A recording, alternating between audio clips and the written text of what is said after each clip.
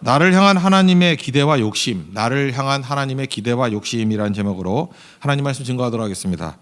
사실상 그 율법이 나오는 21장 이하를 제외한다 그러면은 사실 출애굽기의 그 스토리 내용들은 20장에서 끝이 납니다. 20장까지가 이제 십계명 주시는 장면입니다.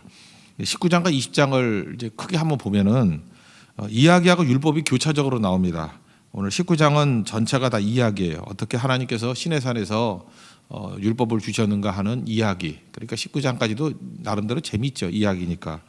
그리고 20장 넘어가면 1절부터 17절까지는 십계명 스토리가 아니고 이제 내용입니다. 내용이 나오고 다시 18절부터 21절까지 그 이후에 스토리가 또 나오고 그 다음에 또 다시 20장 22절 이하는 전체가 끝까지 이제 율법에 관한 내용으로 일관되게 나옵니다. 좀 약간 뒷부분은 좀 지루해 보일 수도 있습니다.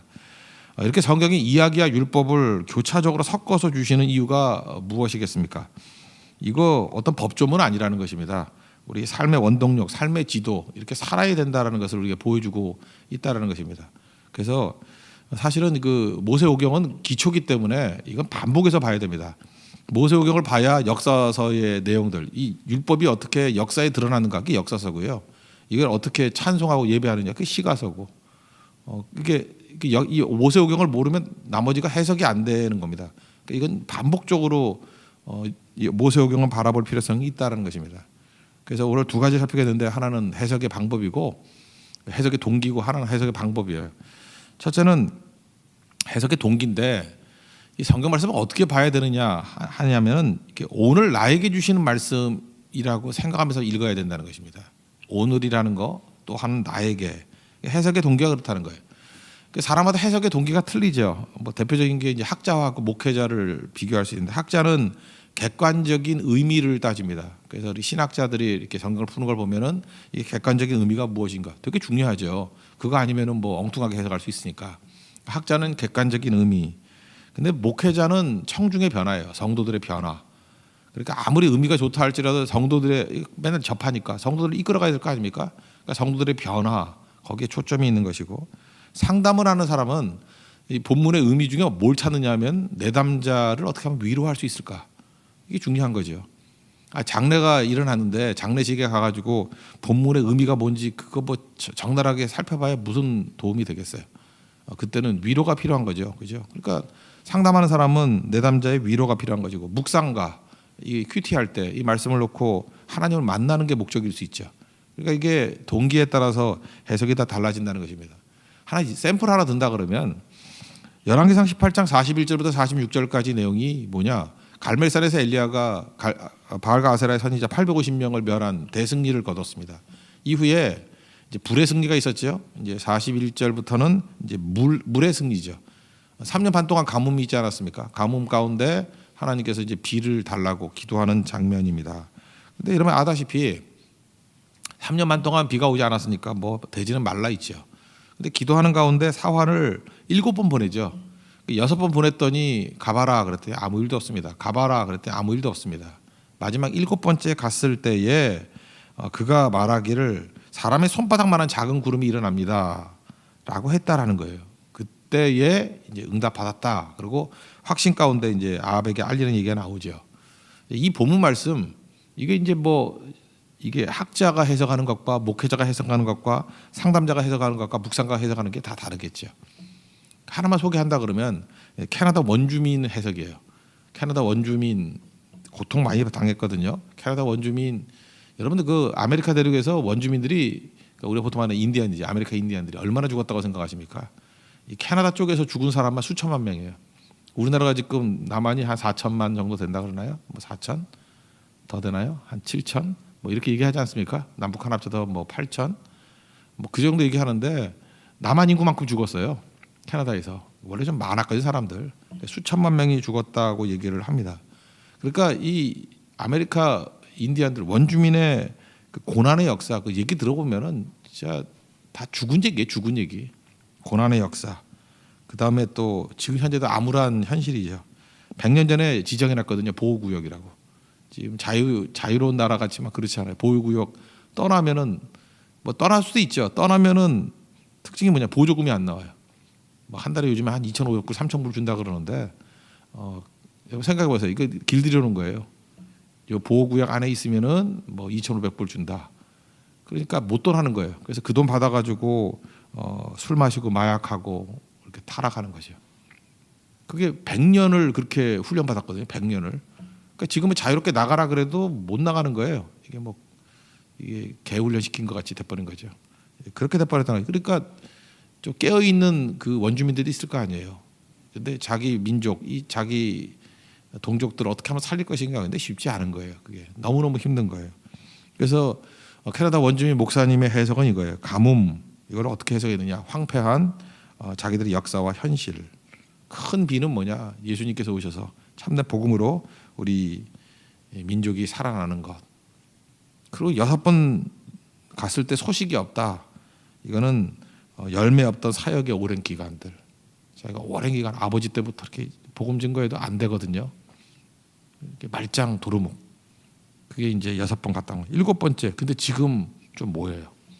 지금 한 50명, 100명의 청년들이 모이고 이제 각성하기 시작하고 이제 일어나기 시작한다는 거예요. 이거를 회심자들이 일어나기 시작한 것을 손바닥만한 구름. 이렇게 해석하는 거 이걸 틀렸다고 말할 수 있겠습니까? 맞죠. 이게 바른 해석이죠. 그러니까 하나님 말씀을 통해서 오늘 우리에게 주시는 말씀이다. 저는 이 해석이 이게 뭐 전 세계 누구에게나 다 통용되는 해석이다라고 말할 수는 없겠지만 이게 되게 중요한 해석이라고 생각합니다. 그래서 신약의 저자들을 보면요. 오늘을 통해서 성경을 읽었고요. 그래서 사는 게 없으면 성경 읽을 때 이해를 잘 못하는 거예요. 내가 오늘 사는 게 있어야 성경이 보이거든요. 그리고 성경을 통해서 오늘을 보는 거예요. 그래서 성경과 오늘 이게 서로 교감해야 된다는 것입니다. 이런 해석을 했던 게 이제 바울이거든요. 바울이 신명기 25장에 보면 4절에 거기 이제 시민법이 쭉 나와요. 일상적인 생활에 대한 법. 곡식을 떠는 소에게 망을 씌우지 말라. 곡식을 떨 때는 입에 망 씌워가서 못 먹게 하는 거 하지 말고 그게 무슨 뜻이죠? 일하는 소에게는 망 씌우지 않아서 그냥 일하다가 주워 먹을 수도 있게 해라. 뭐 이런 뜻이에요. 이게 무슨 뭐 의미가 있겠어요? 근데 고린도 교회와의 문제가 생겼습니다. 사역자의 월급을 뭐 주느냐 안 주느냐 뭐 이런 거, 그죠? 얼마나 주느냐. 그때 사도 바울이 신명기 25장 4절의 말씀을 인용하잖아요. 고린도전서 9장 9절 보니까 모세의 율법에 신명기 25장 4절인데 곡식을 밟아 떠는 소에게 망을 씌우지 말라 기록하였으니 하나님께서 어찌 소들을 위하여 염려하심이냐. 이게 소에게 주시는 말씀은 아니라는 거예요. 이걸 오늘 우리에게 해석한 거예요. 오로지 우리를 위하여 말씀하심이 아니냐. 과연 우리를 위하여 기록된 것이 아니냐. 그러면서 밭가는 자의 소망을 가지고 밭가는 자는 소망을 가지고 갈며 곡식을 떠는 자는 함께 소망을 가지고 떠는 것이라. 그러니까 너에게 신령한 것을 뿌렸은즉 육적인 것을 거두기로 과하겠다고 하느냐. 뭐 이렇게 말씀하는 거예요. 그러면서 하나님의 일을 하는 사람들이 당연히 먹을 거 받는 게 당연한 거지 뭐 대단한 거냐. 그러나 이제 얘기를 하죠. 이 권리가 있지만 다 쓰지 않겠다고. 그래서 그리스도의 복음에 장애가 되지 않기 위해서 내가 이거를 포기한다. 그러면서 고린도 교인들을 질책하는 얘기들이 나와요. 이 해석이죠. 우리 가운데도 바로 이런 해석이 있어야 된다고 생각을 합니다. 특별히 목사님들이요, 이렇게 공부를 좀 많이 한 목사님들이 이렇게 위로가 안 되는 이유가 그거예요. 학자들의 목적이 뭐냐면 학자들은 객관적인 의미를 밝히는 거 아닙니까? 그러니까 객관적인 의미를 밝히는 거니까 학자들의 해석의 특징은 뭐냐? 거리두기예요. 그래서 2000년 전에 그 상황과 지금 이 거리를 둬요. 시간도 거리를 두고 문화도 거리를 두고 그러니까 다르다는 거예요. 그때는 이런 해석이고 지금은 아니다. 뭐 이런 식으로. 그러니까 원래의 의미를 밝히려고 노력을 하는 거죠. 근데 그런 책만 읽어가지고 설교를 하면은 우리에겐 아무 의미도 없는 쏘와 그래서 어쨌단 말이냐 이렇게 해석이 된다고요. 그러니까 그건 왜 필요한 거죠? 엉뚱한 해석으로 그냥 뭐 이단적인 해석으로 가는데 어떤 가드레일 같은 역할을 하는 거죠. 그러나 그 가드레일 안에서 중요한 건 뭐냐? 오늘 우리에게 주시는 말씀이 무엇인지 그거를 붙들어야 된다는 것입니다. 오늘 이 새벽에 여러분들 왜 불렀겠어요? 하나님께서 이 큰 가뭄 가운데 있는 성도들에게 그저 손바닥만한 구름 주시는 거 아니에요? 이거 가지고 이러면 큰 빗소리를 들어야죠. 그냥 내게 주시는 말씀. 그러니까 들으면서 적용이 일어나는 거예요. 아, 이게 내게 주신 하나님 말씀이구나. 바울도 그렇게 해석했잖아요. 그죠? 이렇게 일하는 소에게 망 씌우지 말라는 것이 우리에게 주신 말씀이라고. 우리가 일 열심히 할 때 망치우지 않는 하나님이시라는 거예요. 먹여주신 하나님이라는 거예요. 채워주신 하나님이라는 거예요. 그거 붙들고 가야죠. 그러니까 우리 같으면 전 그래요. 뭐 예를 들어서 뭐 교회에서 이렇게 뭐 선물을 나눠주잖아요. 뭐 뭘 준다 그럴까요? 뭐 티셔츠를 하나씩 뭐 한 수만 개를 나눠준다고 합시다. 그러면서 너는 손대지 마 그러지 말고 티 나눠준 사람은 하나쯤 입어도 되는 거지 뭐. 그 뜻이에요. 그 밥 나눠주는 반 있지 않습니까? 밥 해가지고 밥 나눠주는 사람. 그럴 때 좀 쌀이 부족하다고 너 먹지 마 그러면 안 되고 밥 해주면서 먹잖아요. 그러니까 우리 주방에 있는 분들 다 뚱뚱하잖아. 그죠? 주면서 먹잖아. 그 일하는 소에게 망치우지 말라 그런 얘기죠. 그러니까 그런 구조가 되게 필요한 거라고요. 그러니까 가까이 있는 사람들에게 자기가 먼저 그 혜택을 누리지 않으면은 그 일 하겠느냐? 그 뭐 자연스러운 얘기 아닙니까? 그러니까 그 말씀을 우리 삶에 적용시킨다 그러면 무리수 안 둔다니까. 이게 쉽게 해석될 게 되게 많이 있다고요. 오늘 그 19장 지금 하면서 제가 율법을 해석하는 방법을 얘기하는 거예요. 이것이 학자적인 해석을 읽어야 됩니다. 그래서 원래의 뜻이 이거다. 근데 학자들은 목적이 거리두기예요. 근데 거리두기를 가지고는 하나님 말씀의 목적이 아니라고요. 그 거리두기에서 가드레일을 삼아놓고 중요한 건 오늘 나에게 주시는 말씀이 무엇인가 하는 바울과 같은 해석. 이게 우리에게 힘이 있고 이 원주민 목사님 같은 해석. 이게 우리에게 일어서게 만든다는 것입니다. 오늘도 이 아침에 하나님께서 여러분에게 주신 말씀으로 일어서는 하나님의 종 되기를 바랍니다. 그리고 오늘은 이 내용을 살피겠어요. 이 내용은 이제 시내삭 언약이라 그래요. 출애굽한 지 3개월 지났습니다. 그러니까 얼마 안 지났죠. 그러니까 이게 시나이 반도 이렇게 뾰족하게 삼각형으로 돼 있는데 그 밑에가 시내산이니까, 그러니까 가나안까지 가는 여정이 한 반쯤 되는 거예요. 반쯤 되는데 3개월이면 왔어요. 그러니까 뭐 그런 식으로 따진다면 넉넉 잡고 6개월이면 가나안 들어가야 되는 거 아니에요. 그죠? 그 얼마 안 되니까. 그러니까 3개월 만에 시내산에서 하나님께서 약속을 주신 거예요. 그래서 이걸 신학적으로는 시내산 언약 이렇게 얘기하는 19장. 굉장히 중요한 거예요. 하나님 백성을 삼는 계약을 맺는 거거든요. 근데 이 말씀을 이제 5절과 6절 우리 뭐 제일 많이 읽는 건데 이걸 인과응보적인 개념으로 읽어서는 절대 안 된다는 것입니다. 그러니까 언약을 지키고 뭐 그러면 내 소유가 되고, 그죠? 그러니까 뭐 하나님 말씀을 잘 듣고 언약을 지키면 조건으로 하는데 조건절이 아니라는 것입니다. 이건 관계에 관한 얘기예요. 관계에 관한 얘기. 부모와 자식 간의 관계를 한번 놓고 보십시오. 그러면 뭐 부모님이 자녀들에게 너 이렇게 살아야 된다라고 얘기하잖아요. 그러면 그렇게 얘기하는 자녀도 없겠지만 이렇게 되묻는 자녀가 있을 거 아니에요. 왜 그렇게 살아야 돼요? 그 왜요? 이 말대답이죠. 너 이렇게 살아야 돼. 왜요? 왜 그렇게 살아야 돼요? 그러면 사실 정답은 뭐죠? 자식이니까예요. 사실은 객관적으로 놓고 보는데 말도 안 되는 얘기인데 그게 뭐야 그러지만 관계를 얘기하는 거예요. 너 이렇게 살아야 돼. 왜요? 자식이니까. 자식이면 다 그래야 돼. 이걸 이렇게 이해해야 된다고요. 이 모든 율법들을 하나님께서 시내산 언약을 통해서 하나님과 하나님 백성들을 아버지와 자식의 관계를 맺은 거예요. 그걸 지금 선언하는 거거든요. 이거를 이해를 못하면은 율법주의자가 되는 거예요. 율법 지키면 구원받고 못 지키면 뭐 버림받고. 그러니까 지금 하나님과 이스라엘 백성들이 아버지와 자녀 관계를 맺은 거예요. 그러니까 자녀들에게 지금 권하는 거예요. 너는 이제 자녀니까 내 소유다. 1차적으로. 두 번째, 자녀들아, 너희들은 제사장 나라가 되기를 원한다. 그죠? 그리고 자녀들아, 세 번째, 거룩한 백성이 되기를 원한다. 그럼 이거는 잘 보세요. 그러면 제사장 나라를 해야만 구원받고 거룩한 백성이 돼야만 구원받는다. 이건 아니죠. 그리고 또 누구의 삿대질하면서 너는 왜 제사장 나라가 되지 못하느냐 정죄하고, 너는 왜 거룩하지 못하느냐 정죄하고. 이게 다 잘못 쓰는 거라니까요. 이건 아버지와 우리와의 관계 속에서 왜 그렇게 살아야 됩니까? 자식이니까 하는, 이건 부모로서의 정당한 욕심이고 부모로서의 거룩한 욕심이에요. 여러분 이렇게 해석해야만 이 모든 율법들이 다 해석이 되고 헷갈리지 않는다는 것입니다. 그러면 우리 자세가 어떠느냐? 이게 율법을 지켰어요. 말씀대로 다 지켰어요. 지켰다고 자랑할 수 없죠. 아니 부모님 말씀 순종했다고 뭐 자랑해 그거? 자녀로서 당연한 거지. 그리고 누구를 정죄해서도 안 돼요.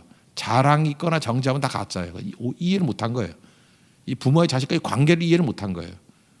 그래서 신약적인 개념에서 한번 해석을 해보면 뭐냐면 자랑하는 건 다 가짜고요. 정죄하는 건 다 가짜예요. 복음이 뭔지 모르는 거라고요. 그래서 선언적인 관계다. 그래서 이 똑같은 얘기를 좀 이해하기 쉽게 하면 신약으로 오면은 너희는 세상의 빛이다, 세상의 소금이다 그러지 않습니까? 그럼 뭘 지켜야 소금 빛이 되는 거고 뭘 지켜야 소금 되는 게 아니죠. 선언이죠. 너희 자녀다라는 거 똑같은 거죠. 너희 세상에서 빛이야. 너는 세상에서 소금이야. 그러므로 이렇게 해야 돼. 그 얘기죠. 빛이니까 어둠 속에서 존재하기만 해도 어둠의 세력을 물리치는 거고 소금으로 존재하면 이런 일이 벌어지는 거야. 이거 선언이죠. 이렇게 하면 빛 된다, 이렇게 하면 소금 된다는 게 아니라는 것을 알게 된다는 것입니다. 그래서 오늘 큰 그림을 얘기하는 거예요. 그러므로 구원 받느냐 안 받느냐 잘 보세요. 우리가 어떤 걸 안 한다고 제사장 나라가 안 되는 게 아니에요. 제사장 나라 안 했다고 하나님 백성이 안 되는 게 아니에요. 하나님 백성은 하나님 백성이죠. 그러면 순종하면 어떤 일이 벌어지느냐. 여기서 옛날에 제가 거룩이란 개념을 얘기했죠. 레위기를 설명하면서 거룩이란 건 뭐냐면 하나님께서 우리에게 주신 말씀이 있어요. 스케치라 그랬죠. 어린애들 보면 이렇게 점점점점 이렇게 해놓은 스케치, 흐린 밑그림, 말씀이란 밑그림이 있어요. 그리고 어린아이가 이제 크레용이나 뭐 펜 갖고 이렇게 점선대로 따라 그리죠. 흐린 그림을. 그게 순종이에요. 스케치를 따라서 따라 그려요. 그러면 흐리게 안 보이던 것들이 이렇게 보이기 시작하죠. 아, 지금 코끼리가 나타나는구나. 아, 여기 곰이 나타나는구나. 그래서 나타나는 결과들, 그게 거룩이에요. 그래서 거룩해지기 위한 조건은 두 가지예요. 반드시 말씀이라는 스케치가 있어야 되고 그 말씀대로 순종함을 통해서 잠깐만 드러나는 거예요. 뭐가 드러나죠? 아름다움이 드러나는 거예요. 그래서 신앙의 목표는 아름다움입니다. 이 아름다움이란 건 뭐냐면 하나님 말씀대로 이렇게 순종하다 보면 드러나는 거예요. 그러니까 신앙생활이라는 게 뭐냐면 이거 순종하면 구원받느냐 안 받느냐가 아니라 우리는 예수 믿음으로 말미암아 구원받았거든요. 지금 하나님과 계약 맺음으로 말미암아 하나님 백성이 되었거든요. 이제 관건은 뭐냐면 하나님 백성을 통해서 얼마나 아름다움이 드러나느냐 안 드러나느냐. 그 드러나기 위해서 필요한 게 뭐냐면 순종이라는 거예요. 말씀 그대로 순종하면은 제사장 나라가 될 것이고 거룩한 백성이 될 거 아니에요. 그러면 만천하에 하나님의 아름다움이 드러나게 될 것이다. 그래서 이스라엘 백성은 아름다운 백성이에요. 그게 거룩한 백성이거든요. 거룩이 설명했잖아요. 말씀이나 스케치대로 순종했을 때 드러나는 아름다움. 그래서 순종을 강조하는 거예요. 8절 보니까 이거 할래 안 할래 그랬더니 우리가 다 행하리이다. 이게 순종이죠. 그다음 순종의 내용이 뭐냐? 9절 보니까 백성들이 듣게 하며 너를 영영이 믿게 하려 함이라. 그러니까 순종의 내용 가운데 첫 번째 발걸음이 뭐냐 하면 듣는 거예요. 듣는 게 믿음이고 듣는 게 순종이고. 그래서 이스라엘 백성들은 하나님 말씀을 듣는 백성이고. 왜? 들어야지 스케치가 나오잖아요. 듣고 순종. 그러니까 이게 굉장히 단순한 것 같지만 거룩이란 게 뭐냐? 정의를 내리면 듣고 순종하는 거예요. 뭘 들어요? 말씀을 듣고 말씀이나 스케치대로 순종하는 거. 그게 거룩이라고요. 그래서 모세오경의 주제는 거룩입니다. 하나님 말씀대로 순종했을 때 드러나는 아름다움들. 너무 추상적으로 보입니까? 이게 믿음의 생활이에요. 그래서 우리가 지키지 못하면은 지키면 복 받고 지키지 못하면 벌 받는다. 이건 조건이죠. 이렇게 해석하는 건 아니라니까요. 이렇게 되니까 이게 바리새인 나오는 거고요. 세상의 모든 것을 금지하고 뭐 하라 말라 그것도 아니에요. 율법에 가장 살아있는 예수님이 그렇게 강조하기를 원하는 게 뭐냐 하면 너희 하나님의 자녀들이라는 거예요. 너희들이 아름답게 되기를 원한다. 거룩하게 되기를 원한다. 내가 거룩하니 너희도 거룩하게 되기를 원한다. 그러기 위해서 하나님 말씀을 듣고 순종하라는 거예요. 순종할 때 아름다움이 드러나게 될 것이다. 그 아름다움을 보는 기쁨, 이게 신앙의 본질이라는 것입니다. 잘 보세요. 학교 교육도 마찬가지예요. 이게 이 율법 개념을 제대로 이해하면서 이제 여기 선생님들도 계시지 않습니까? 그럼 학생들한테 가르칠 때 뭘 해야 되냐면 일단 자기가 아름다움이 뭔지를 알아야 되죠. 교육의 목표, 아름다움. 그 아름다움을 이렇게 점선으로 알고 있어야 돼, 마음속에. 그래서 그거를 알려주고 있단. 그리고 학생들과 함께 지식만이 아니죠. 그걸 행함을 통해서, 순종함을 통해서 와, 이렇게 아름다운 거구나 하는 것들을 체험하게 만드는 거예요. 근데 교육이 디자인한 사람과 가르치는 사람이 유리가 돼가지고 직업의식이 돼가지고 그냥 대충 하라는 것만 하면은 이게 목표가 실현이 안 되겠죠. 그래서 그런 얘기가 있잖아요. 아이들이 좀 게임 많이 하잖아요. 게임. 뭐 교회 와서도 맨날 게임하고 오잖아. 게임 못하게 하는 방법이 있다고. 학교에서 가르치면 된다고. 학교에서 그럴까지 하루에 10시간씩 해야 돼? 그럼 애들 안 할 거야. 그죠? 했는지 보고해. 절대 안 할 거라고. 안 하면 죽어. 그러니까 금지, 강요 이런 거 하면 안 하잖아요. 근데 교회가 기쁨을 알려줘야 되는데 학교가 돼버린 거예요. 그러니까 내가 볼 때 제자훈련 이런 게 나왔던 그 제일 그 악영향 중에 하나가 그거예요. 이게 중산층한테는 먹히긴 먹혔는데 신앙생활이 공부인 줄 아는 거야. 그러니까 맨날 성경 공부하자 그러고 뭐 공부 그 방법 익숙한 거거든요. 그러니까 학교가 돼버렸어요. 그래서 심지어 교회 학교 그러고 주일학교 뭐 이렇게 교회 학교, 교회를 학교로 생각해요. 아니 예배드리는 공동체인데 학교 아니에요. 그 잠깐만 이게 기쁨을 잃어버리는 거야. 아는 기쁨, 누리는 기쁨 이걸 다 놓쳐버리는 거예요. 우리가 가정도 마찬가지. 이렇게 순종해야 된다. 예수 믿으니까 귀찮은 게 많아요. 아니에요. 그 말씀대로 순종했을 때 가장 아름다운 사랑이 나오고요. 가장 아름다운 가정이 나오고 가장 아름다운 그림이 나온다는 것입니다. 그리고 성경은 이렇게 얘기해요. 하나님이 디자인하기를 인간은 순종적인 존재예요. 인간은 어느 거에 순종해야지 기쁨을 누려요. 세상에서 제일 힘든 게 뭐예요? 네 멋대로 하라 할 때 제일 불안한 거예요. 굳이 한번 얘기한다 그러면 이번 베트남 선교 갔을 때 뭐 그렇게 육체적으로 필요한 게 하나도 없었어. 근데 이상하잖아요. 지금 베트남 갔다 온 사람 지난주까지 다 뻗었어. 예배도 못 나오고. 이거 현상에 대해서 분석하는 게 목사 의무니까 저는 이제 한번 고민을 해봤어요. 이 육체적으로 그렇게 힘들지 않았는데도 불구하고 그다음에 숙소도 좋고 다 그랬는데 왜 이렇게 많은 사람들이 피곤해하나라고 제가 몰라서 인터뷰를 했어요. 한 7명 정도. 이번엔 4개 팀으로 조직해서 이렇게 움직였는데 뭐가 제일 힘들었냐 그랬더니 몇 끼 무엇을 먹어야 될까 하는 게 너무 힘들었대. 돈 줬거든요. 그래서 팀별로 아침에 뭐 사 먹어라.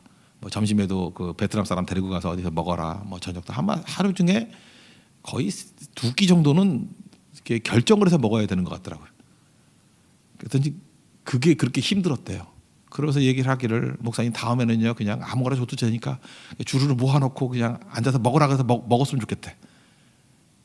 그때 내가 알았어요. 인간이 얼마나 순종적인 존재인지를. 자기가 결정하고 이렇게 자유롭게 하면 좋을 것 같이 보이죠. 그게 피곤한 거예요. 그러니까 에릭 프롬의 얘기하고 똑같아. 자유로부터의 도피야. 자유를 줬더니 마음대로 했더니 자유만큼 피곤한 게 없는 거라고요. 그냥 알아서 주세요. 알아서 먹을 거 주세요. 알아서 인도해 주세요. 우리 인간이 그래요. 인간이 왜 필요한지 알아요? 하나님을 떠나서 내 자유인이야 그럴 때부터 길을 잃어버리는 거예요. 아는 게 하나도 없거든요. 그러니까 나중에 어떻게 돼요? 그게 피곤하니까 세상에 순종해 버리는 거예요. 죄의 종이 돼 버리고 인간은 누구의 종이 되는 거거든요. 성경이 말하는 게 뭐예요? 내가 너희들을 만들 때 하나님 백성으로 만들었다는 거예요. 하나님께 순종하도록 만들었다는 거예요. 하나님께 순종할 때 제일 평안함이 있고요. 하나님께 순종할 때 제일 안전하고요. 하나님께 순종할 때 제일 기쁨이 있고요. 하나님께 순종해서 이게 그 말씀대로 순종해 나아갈 때 가장 큰 아름다움이 있어요. 그래서 여러분들 잊지 말아야 될 게 마지막에 아름다움이 없으면은 그건 가짜입니다.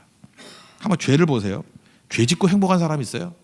술 퍼마시고 행복한 사람 있어요? 어저께 저녁에 술 그냥 밤새도록 마셨는데 오늘 아침에 행복해 이런 사람 있냐고요. 그죠? 남 욕하고 막 아줌마들끼리 모여가지고 한 2시간 동안 남 욕을 하는 거야. 막 욕해놓고 집에 돌아와서 성령 충만해서 행복해 만족해 이런 사람 있어요? 집에 와서 찝찝하죠. 그 여자 다시 만나지 말아야지. 그러다가 또 만나잖아요. 또 심심하면 또 만나서 또 그 짓하고 또 욕하고 또 죄 짓고 또 술 퍼마시고. 그러니까 이거예요. 끝나고 난 다음에 아름답지 않은 건 이건 하나님께서 디자인한 인생이 아니에요. 지금 성경에서 말하는 거룩함이란 건 뭐냐면 하나님께서 우리를 세상을 아름답게 만드셨어요. 우리 인생도 행동하면 아름다워야 돼요. 그래서 선교하고 난 다음에도 아름다움이 남아야 되고요. 예배드리고 난 다음에 아름다움이 남아야 되고 뭔가 아름답지 않다고 나온 것들에 대해서는 시정해야 돼요. 왜 아름답지 않지 이게? 그럼 뭔가 문제가 있는 거라고요. 그래서 다시 말씀으로 돌아가는 운동들을 벌이는 거. 그게 율법의 내용이라는 거예요.